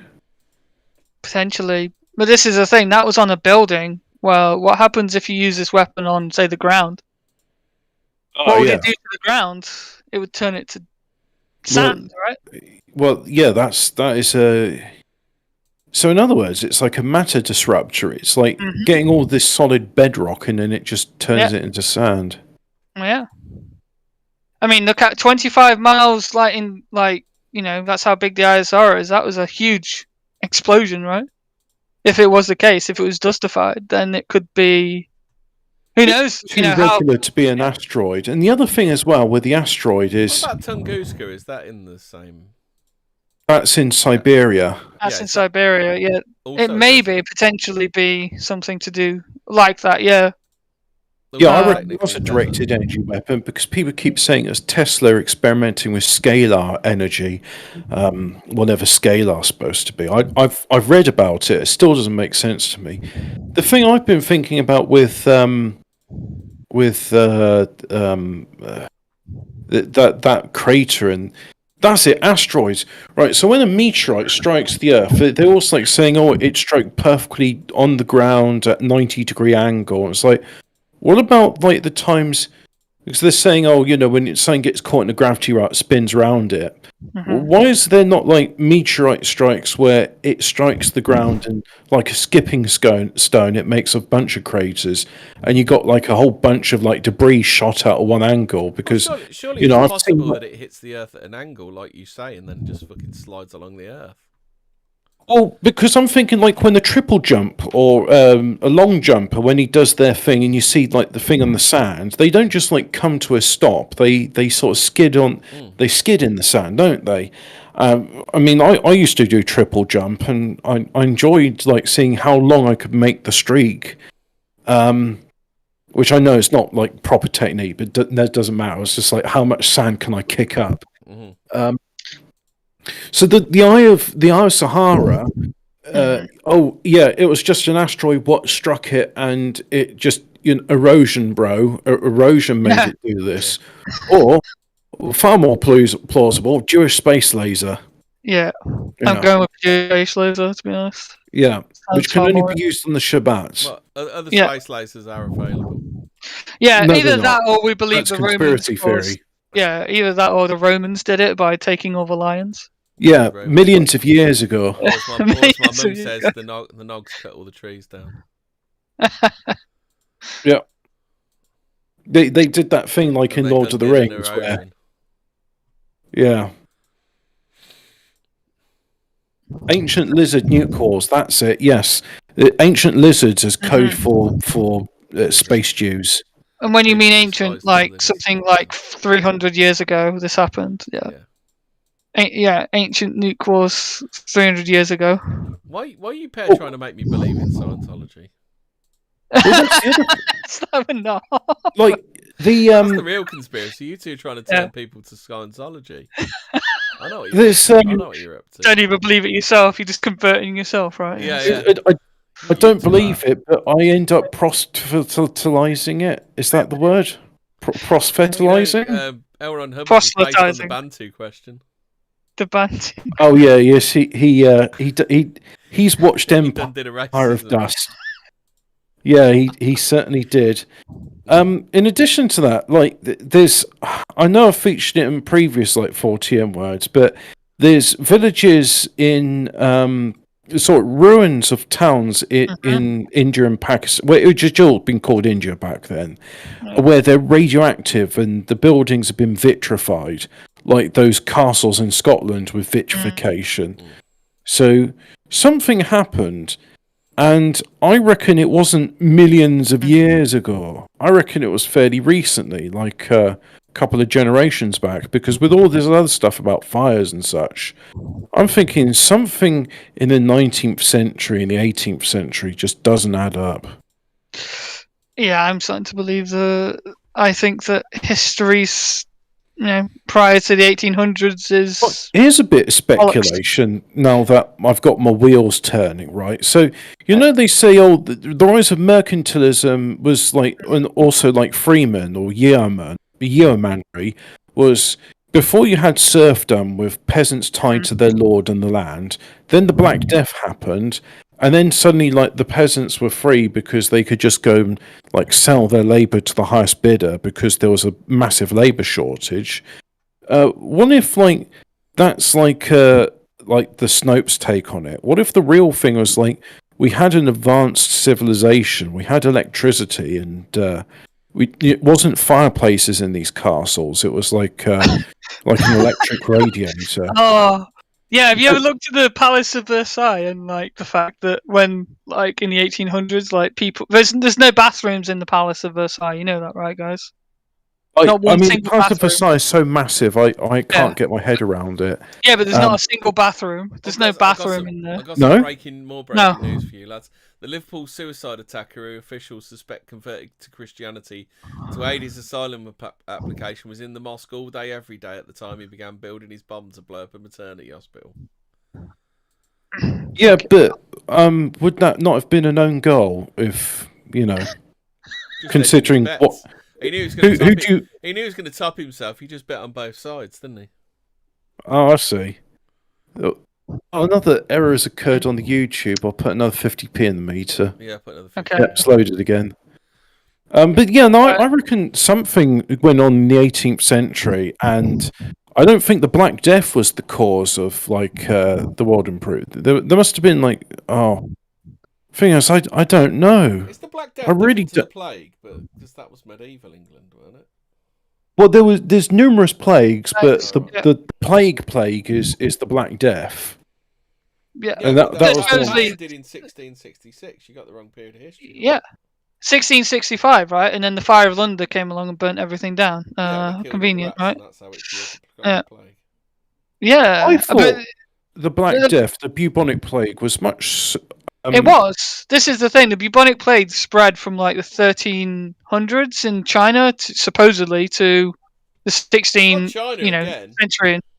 Yeah, man, China. It's if you want to buy a weapon, fond of eating rotten rat burgers, so I could imagine if ever someone was going to start, it would be China. Yeah, it seems like all the diseases in the world start with China. I wonder why that is. Really why do you think the Tartarians built the Great Wall of China? It wasn't to why is it that the Great Wall of China has all the castellations and crenellations facing the Chinese? Arrow slits on your side of the wall? Yeah, yes. It was 1665, Damien said. Yeah, 1665 is when it ended, yeah. And then the Great Fire of London destroyed all of London, or well, most of it, and yeah, then, yeah. But yeah. And then they were going to redesign London to follow confluence lines like Paris and Washington, D.C. Oh, isn't that interesting? They all just suddenly all this architecture of the 1800s, that we aspire to as beautiful, it's just suddenly, hey, it's all pre-planned and it all looks the same the world over, no matter where you are, right? It's all Romanesque as well. Yeah, it's a bit weird. It's a bit weird how they all had the same style, right? Dante da Pupul says they could melt stone. Look at the melted stone of Machu Picchu. Was that melted stone, or was that some advanced form of concrete? Because those polygonal blocks, there's something you can't fit a razor blade between them. The tolerances are that fine. And how did they get them on top of Machu Picchu? That is the real question. How did they move those megalithic blocks up there? Well, that's what I'm thinking. They cast them on site. They didn't bring them there. Or if they did bring them there, then it was using sound levitation, because you can defeat gravity with sound. But that's against Newton's laws of physics, Hobbit. You can't do that. Well, Newton can suck my shit. Because, as we all know, this is a distraction from Jerry Nadler shitting himself, which is a distraction from the real crux of the matter, which is what happened in the Sahara and why does it exist? Why are you trying to and who put it there? President Biden shitting himself with Jerry Nadler shitting himself, Hobbit. President Biden, it was literally a conspiracy look, we've got to steal the election so that Joe Biden can be president so he can shit himself in front of the Pope so that everyone forgets that Jerry Nadler shit himself. So, yeah. What else is there to say other than, there's reams of evidence. I probably didn't put it in the... Yeah. Discord. Well, it's in the Discord. It's also in the Telegram group. There's countless cities that have been found in on the edge of what is the Sahara today. Well, this thing's not too wordy. Shall I read the God King scenario by Gary Gillian? Yeah, we've got half hour left. I thought you guys sound like you're wrapping up. Oh, I was going to say we got all that unexplained histories to do. No. But so I'll do a bit of his and like 10 minutes. Like they turn their stone laser up to 11. Yeah, that's it. All scholars hold the view that the primary source of the world's quartz sand and sandstone deposits is granite rock. That is to say, billions of years of weathering and erosion of granite outcrops create the sand that forms. Isn't like weather erosion amazing? Billions of years of granite being made into sandy deserts and sandstone deposits globally. Well, anyway, it's impossible. See, it's impossible. No amount of time or erosion by rainwater could ever produce such vast quantities of pure quartz grains, yet alone dump them in one basic location to remain virtually unaltered for many millions of years. It doesn't add up, especially when considering how granite source rock rarely protrudes. You're wrong, because then all you need to do is add water and it goes back to normal. Ah, I see. We've discovered this already. It's like pot noodle. Yeah, just put water on the Sahara and global warming solved. Yeah, exactly. Then they can go cut all the trees down again once they've regrown, and then it turn back to desert, and then we just put water back on it again. Yeah.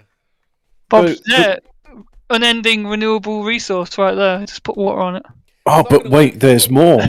The vast sandy oceans comprising the Sahara look pristine, as though they were laid down fairly recently. That's because they were. Isn't the Sahara really pristine? Look at all that beautiful sand. Extraterrestrial sands. The theory states that the planet Mars entered into hundreds of catastrophic close encounters with Earth during historical times. Why did it only dump it in one place?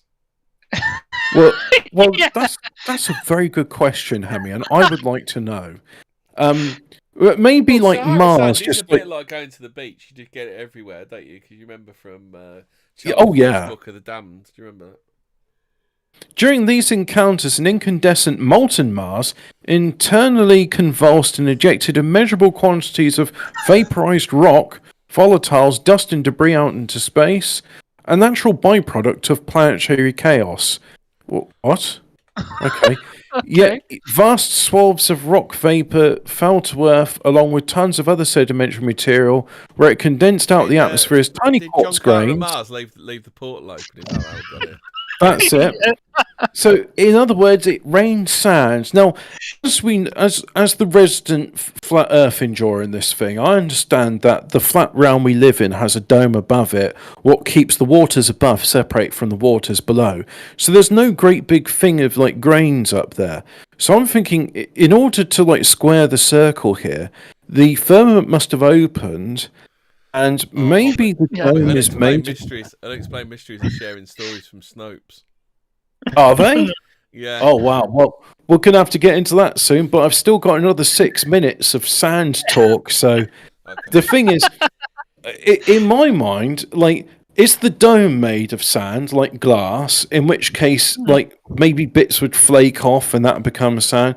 But then wouldn't the sand, like, flake evenly around the world and we'd all have a coating of sand? Why is it all coming into this bit in Africa? Africa's not the centre of the... Is the rest of the world had brooms and the Africans didn't? Well, yeah, I mean, I said earlier about my theory that Islam being a death cult, it induces, like, it sucks the water and life out of stuff. Hold on a sec. Well, wouldn't this like go into mud flood? You know, all those all the buildings that are submerged. Well, I suppose. Well, this is the thing. This is what I'm trying to get onto. Yeah, because like mud is like silt, isn't it? It's finer than sand, and yet the coarse grains of sand end up in the Sahara. Yeah, because the water goes straight through sand. That's why sand doesn't like solidify like mud, doesn't it? And so we had the mud floods, but they had sand floods. Yeah. Okay, and then the question would be like, well, where did the mud for the mud floods come from? So maybe this stuff didn't come from up above. Maybe it came from below, and it just like with like the thing where like the soil can liquefy, like I've seen in earthquakes. maybe that's what happened. Maybe like this like bedrock, which is solid bedrock, just suddenly goes like, no, not solid anymore. Yeah. I'm going to vaporize and turn into sand, and just like geysers of sand ejecting. You remember? That's where Fred Flintstone used to live. Bedrock. Well, we got another account here saying all coons have AIDS. The mud came from Satan's bottom. Yeah. Plausible theory. I mean, it's more than the official narrative, to be honest. The chat hates Hemi's microphone. Hemi needs a better microphone. That's right. Hemi is. You've got the same microphone, but you've done it wrong, haven't you? Yeah. I need to get thingy back. I need to reinstall Windows on my computer. Thanks, Jojo Gizmo. You've given Hobbit an excuse to go on at me about not reinstall Windows. What happened first, Hobbit getting a job or Hemi reinstalling Windows? What came first, chicken or the egg? Is that the question? Find out one day. Yeah, find out one day at some point. Oh, fucking hell. Hobbit, is that it then? So where am I? Hobbit? I thought you got more. Yeah, you got any... Oh, what about sand? No, I just. Hemi sounds like he's talking outside of my window. I really don't get what. What does that mean? It's because you sound like you're really far away. Do I? Hello. Is this better? That's unironically better. That's because I'm right. I think I'm leaning back too far in my chair. I think that's what it is. That's probably what it is. Sit up straight. What you need is one of those things that holds your microphone like an arm. Yeah. Hemi sounds like a tiny man locked in a box. Yeah, I am talking quite quietly, and I am sitting back quite a bit. So yeah, probably what it is. Yeah. The chat's noticed there's a meteorite done fell in Russia. Do you remember that weird thing that happened was it Finland or Norway, where it was floating in the sky and formed a spiral and I remember that. There? Yeah, I remember that. And it was just that's weird. Did Brian Cox have an explanation for that one? Yeah, Brian Cox says this is a perfectly natural phenomenon, and anyone saying it's UFOs is clearly wrong. I think I agree with Brian Cox, actually.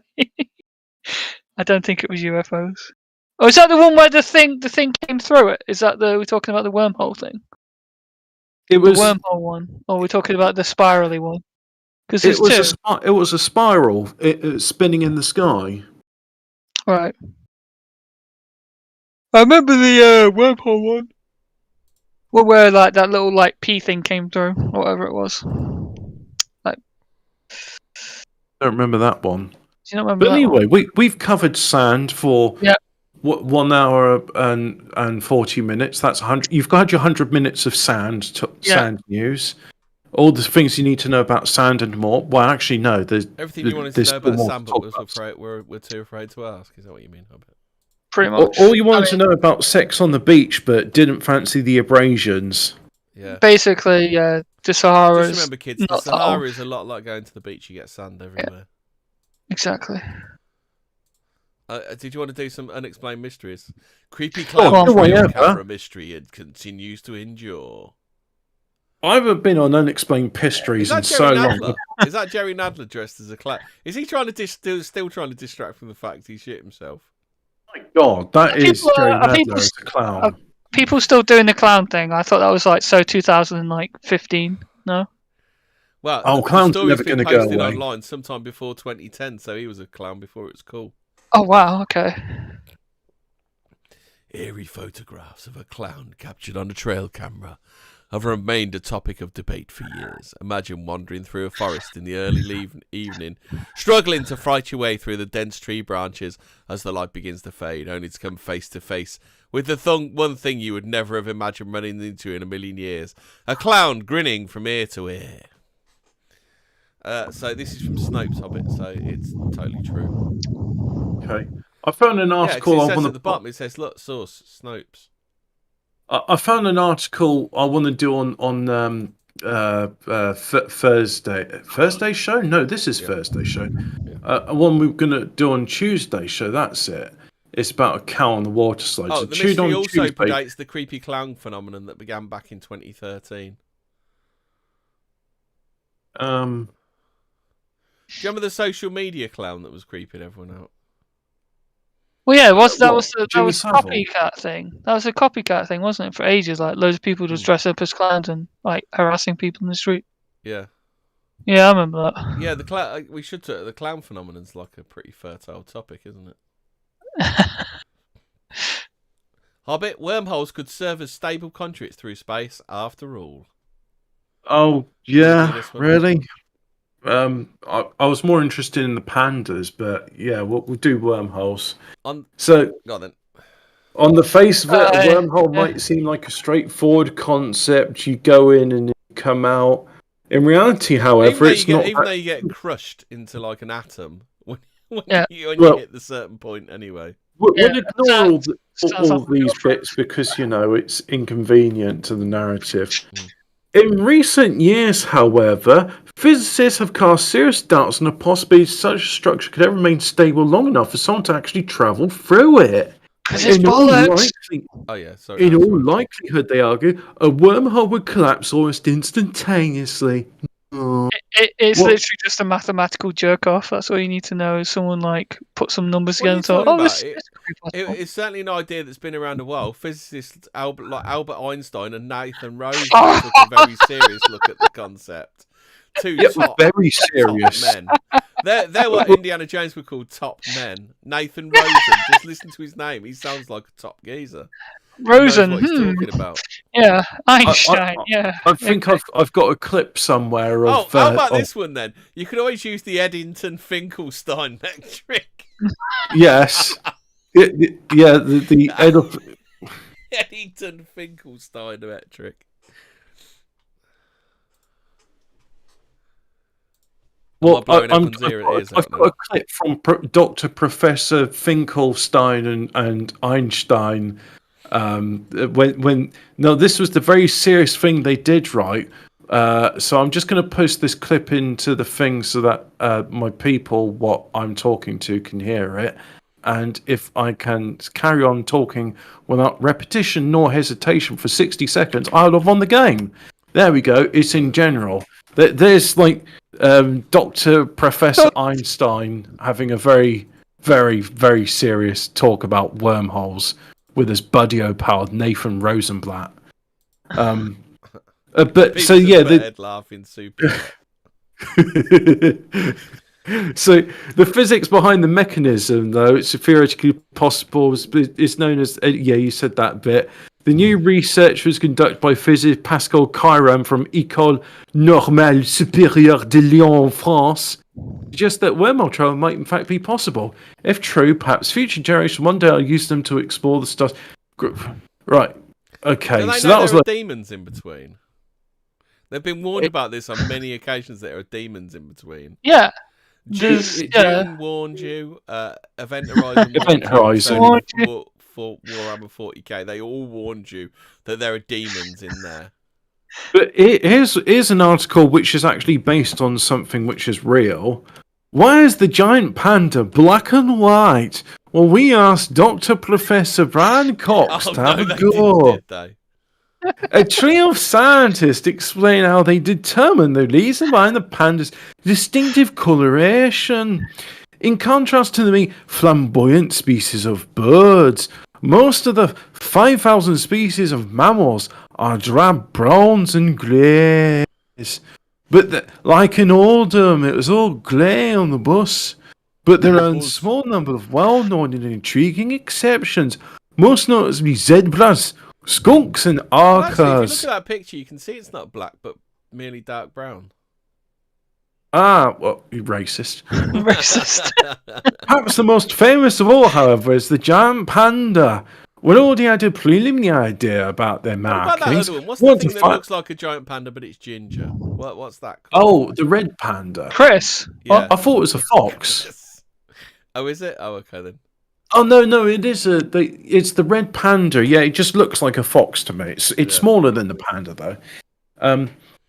Viewed up close in a zoo, the giant panda is a striking, conspicuous mix of white bear with black forelegs, shoulders, and hind legs. Isn't it amazing? Aren't panda bears amazing? And an extraordinary face with amazing black fur around the eyes and ears. By conveying these different parts of the body with the coloration of other carnivores, pandas are so stupid. They got like a 3 centimeter long penis. They're carnivorous, but what do they eat? Oh, I'm going to eat bamboo shoots. Don't you want any like chicken or beef with your bamboo? No, I'm just going to have the bamboo. So how did the Chinese work this out? Did they give it a taste test or what? The Chinese scientists tried a whole range of pandas, arms, legs, etc. Yeah. We try them in dumplings and at your local wet market. Yeah. So in other words, they use their supercomputer, which confirmed that. Oh yeah, it turns out the black and white markings on the panda camouflage it. Yeah, but you have to be miles away. Yeah, but you have to be miles away for it to work. That's literally what they admit in this. Yeah. Oh well, right. So you can't see pandas from a mile off. That's wow. What a great fucking tactic. That's good camouflage. That is. The thing is, everything about the panda bear is just like it's a creature which should have died. I mean, it doesn't want to. They won't fuck. They're camouflage shit. Maybe they're just liberals. You know, like human vegetarians, they're absolutely mental, and they don't care about how their health is declining. They just carry on eating bamboo. Yeah. Is that? Where is it? Actually, no. Bamboo's they said it's like from a way off. You can see that it's really good. Oh no! You see, the bamboo detoxes me, so I'm just going to carry on detoxing. It's like you've been eating nothing but bamboo your entire life. At what point do you get rid of the toxins? Yeah. When you die. Yeah. Oh well, there you go. Yeah. Here, this one, a mysterious donut UFO photographed Nowadays, of giant Switzerland. pandas are confined to isolated forests in western China where there are relatively few predators. But we need to confirm that the camouflage was effective against the giant panda's former predators. Tigers, leopards, Asiatic black bears, and D-holes. Okay. D-hole? I don't even know what a D-hole. It sounds like something you shouldn't look up on Urban Dictionary, doesn't it? A D-hole. Sure, yeah. I'll tell you one for the team. I'm going to look at what's a D-hole. Yeah, safe search. How do you spell it? D-hole? D-H-O-L-E-S. D-H... Doles. O-L-E. Doles, isn't it? Doles. Doles. Yeah. A wild dog from the days when they ranged right across China into Vietnam. Yeah. Oh, they're cute. Yeah. Doles. Yeah.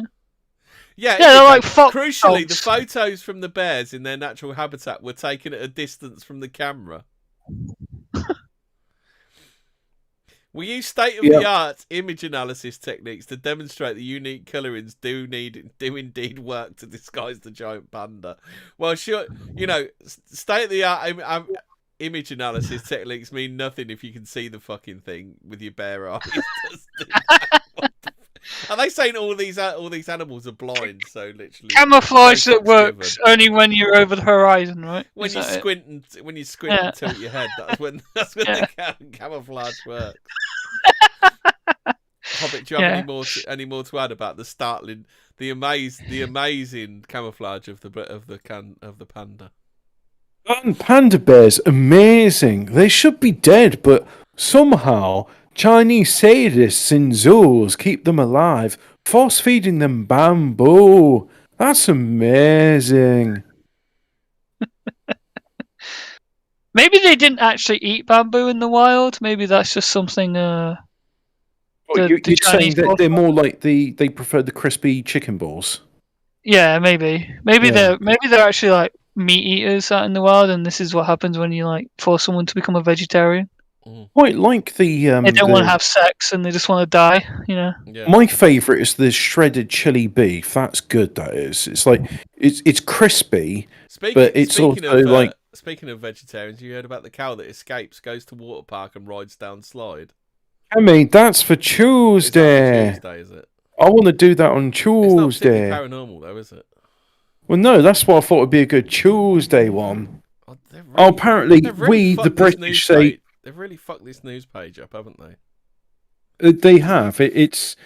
I'd say that was conspiracy by the aliens. They don't want us to have this stuff Big anymore. Sand, but I think it was bought out by Big Sand, wasn't it? Well, yeah, Big Sand has gotten onto it.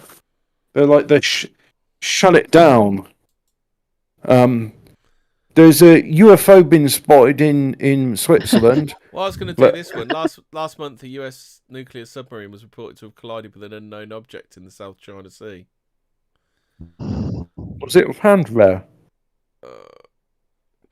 Some of this, bearing in mind this is a submarine, they've said some speculate the submarine had collided with an enemy vessel, while others maintain the incident might have something to do with the UAPs, unidentified aerial phenomena. Which used to be known like as global USOs. Warming. Well, it's like how they've rebranded. You had a USO in the water and you had a UFO in the sky, didn't you? Very, very fucking simple. Mm-hmm. Yeah, but I'm going to say it's like when global warming wasn't sexy enough, so they have to call it the climate crisis emergency.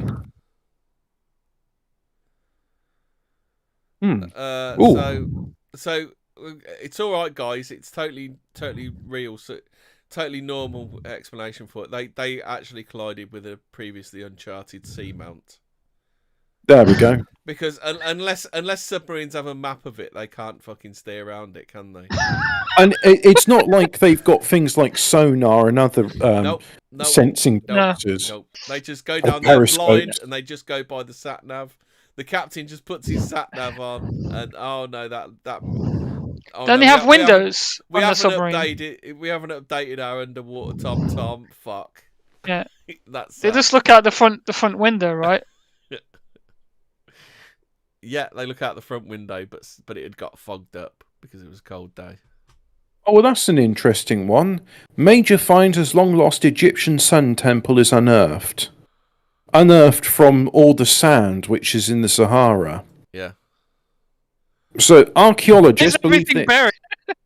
Is everything all buried? That is the real question. Yeah, why is everything buried? Archaeologists believe they have discovered the location of the 6 Egyptian sun temples. Built thousands of years ago, each sun temple was constructed for a specific pharaoh while they were still alive.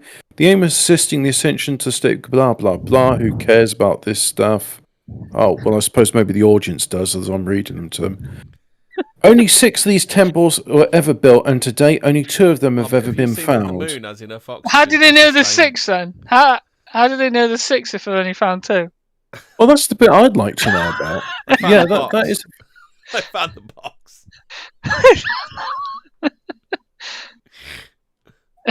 Contains 6. They found the box that said it contains 6. There is a destroyed pyramid. What would it take to destroy a pyramid? The tactical droid says, "How are pandas even alive?" Yeah, shit. Oh. Yeah, but a panda is like... I really think a panda is like an exercise in torture. Like, this animal doesn't want to be alive, and you keep forcing it to be alive. There is a destroyed pyramid. Does anybody know about a destroyed pyramid? Which one? Well, we'll have to ask all coons have AIDS what he means by this. Our chat has interesting names. Yeah. Someone needs to come up with a name of... I wonder if you can actually do that. Like, the challenge of November, where you have the no Inwas November. Someone come up with it as a name, and there is a destroyed pyramid. What would it take to... No, I'm not going to Google it. For a start, Google's a piece of shit and never tells me the truth on anything. Secondly, like, you brought it up, you tell me, like, the thing where to it is. Yeah. I'll look up on Yandex and Sirix and DuckDuckGo. Filmmaker reports encounter with bipedal ape-like creature. Is this that? Is he in Chicago? Is this the other troll that's going on at the moment? Is it? Is that the other? Found him robbing his house that he was building. No, it's a different trail. So put some trail cameras on, but didn't show us any videos. So. We were up at that abandoned cabin, ... and we were coming out to put trail and left the cabin.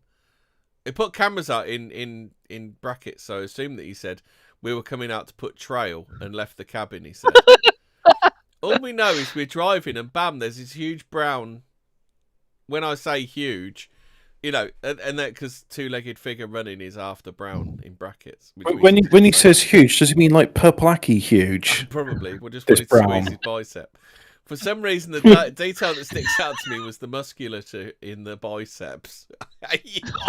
Is he purple-acky in fucking Bigfoot? Is this purple-acky Hunter? No, he was purple-acky because he noticed the biceps. The hunter becomes the hunted. He wants to squeeze Bigfoot's bicep. Purple-acky's like done with humans. He needs Bigfoot now. So this is... Shall I read it without the brackets in? Because there's no way he spoke like this. So this thing is running at an upright with a dark brown fur at a dead sprint, like an Olympic runner, and it cleared that space maybe in an eighth of a second. What? Eighth of a second? Yeah, so it ran like in an eighth of a second. So desperate to capture the creature on film, he got out of his car and ran after it. This thing that can run super fast. I like hit the ground. It's a decline down here. Just take off running, he said. And I'm running, trying to get this thing, but maybe 10 yards down, the thorns just were like all the way up to, and I had to stop. Yeah, man. Yeah, man. Yeah, thorns. Totally, dude. I think this bloke smokes far too much weed. Can I have some? Yeah. Well, yeah. Fucking good shit. It's rotting his fucking brain. Just look at his face. Through, is that him? Is that the guy in the video? Is that him? Yeah. Yeah. Just wanted to squeeze it. Have you seen this Russian quote-unquote genius that claims to be the reincarnation of a Martian? Oh, God. Hello, I am Martian. I know many science facts. Yes, you're Martian. I am Martian. Is he going to do that song with Vitus? The one where, you know, he does the da da da da da da da da da da da. He looks like he looks a bit like River Phoenix. He looks like Sminem. Have you seen Sminem? He's the only one who can stand up to the Bogdanov brothers. Is he? Sminem. According to his mother, he gained the ability to read and draw when he was less than 2 years old, and always maintained a keen interest in Mars and space exploration as a young child. Right. When he began school, his teachers were also impressed by his intellect. Right, so smart kid dreams of being a Martian, tells everyone that they're a Martian, they believe him. Well, according to him, he's the reincarnation of an individual who once lived on the planet Mars. You know, because there's loads of Mars. Yeah. You have to specify it's the planet. As part of a civilization that was devastated by a nuclear conflict. He also claims that some of his species continue to survive to this day on the Red Planet, and that they are currently working to rebuild their society in the wake of the disaster. His purpose on Earth, he maintains, is to help ensure the same thing doesn't happen here. So he decided to jump into the body of a poverty-stricken Russian. Yeah. So you can stop it. Maybe pick someone like Boris Johnson next time, mate. You might get somewhere. Yeah, why don't you be born into the, like, I don't know, royal family, mate? Just a royal family would be better than any Russian, mate. Fucking. Yeah. Tactical Droid says, "My God, he has the Slav meme face."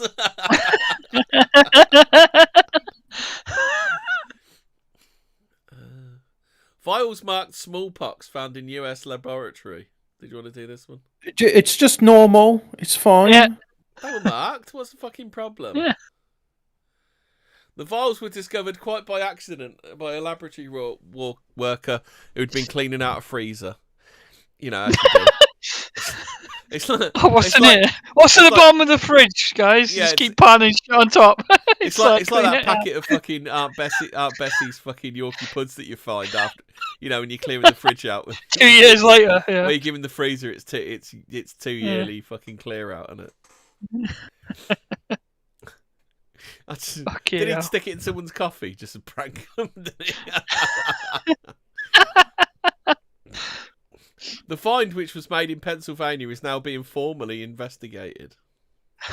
You know what I think this is? I mean, there's only like 2 laboratories in the world which are supposed to have smallpox, and Who was talking about smallpox recently? Bill Gates. Bill Gates was talking about smallpox recently.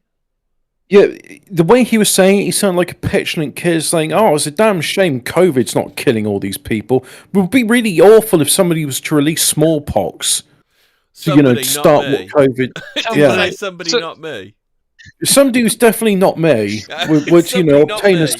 Somebody probably like Steve Jobs, not me. Yeah, Steve Jobs did it. But not me, no, because I'm fine. All I want to do is make people drink poo water. Do you think he made a telephone call to this laboratory and said, "Can you check beside the Aunt Bessie's Yorkshire Puds, see if there's any smallpox in the freezer?" I think I might have left it in my Aunt Bessie's pocket.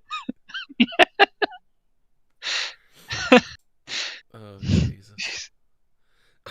Tactical Droid says smallpox. As long as it's not big pox, we should be okay.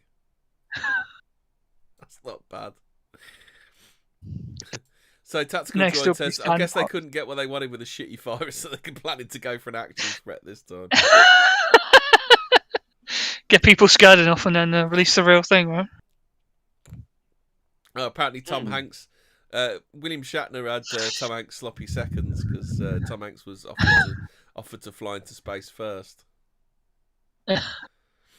See, Tom Hanks knows space is fake and gay. Space makes you gay. Hobbit, do you want to do this one? Killer pigeons and dog-sized mantises could be in Earth's future. I love it when you get. I love it when you talk about scientists talking absolute shite. Isn't science amazing? Right, we'll get killer pigeons. I'll put it in general. And I'm losing the ability to do. But anyway, it's 9:00. Yeah. Everyone be scared. This will be funny, Hobbit, because I love it. Killer pigeons, they're going to kill you. Watch out. Don't feed the birds. That's what's doing it. You're feeding them bovine growth hormone, and it's turning them into mad dog killer types. While fossils have enabled us to learn about the gigantic beast that once roamed our planet in its distant past, we can only speculate as to what evolution will bring in the distant future. Therefore, giant pigeons and giant mantises. Yeah. For instance, if tigers go extinct... Oh, no! For instance, if tigers go extinct in the next million years, perhaps flightless carnivorous pigeons and rats will grow to be the size of ostriches and snack on the animals that tigers once ate. Remember, if those tigers go extinct because the Chinese Romans millions of years ago, then desert happened. Yeah, desert. Yeah, exactly. Okay. Oh dear! Why not just cause more deserts? When there be like desert pigeons and what? This is giant desert pigeons. Smithsonian evolutionary biologist Sahas Barv, meanwhile, imagines animals evolving to adapt to rising sea levels. Bats, for instance, could be much larger and develop the ability to glide for long distances over the ocean.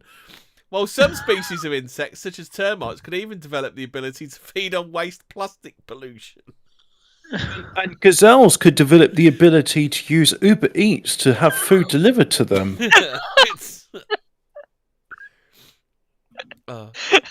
It's also possible in the distant future that oxygen levels may rise to levels not seen for millions.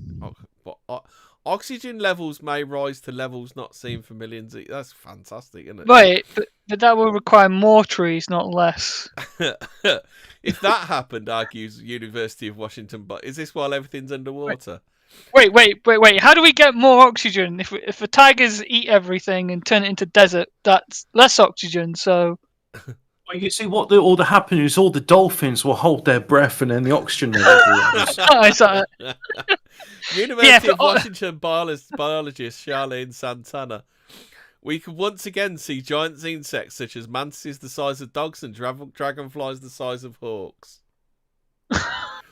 I don't know. This last line, the distant future, it seems, has the potential to be just as diverse as our planet's distant past. So basically, we just made shit up because. Yeah, I mean, how many of these stories have we done, Hobbit? We're just scientists making shit up.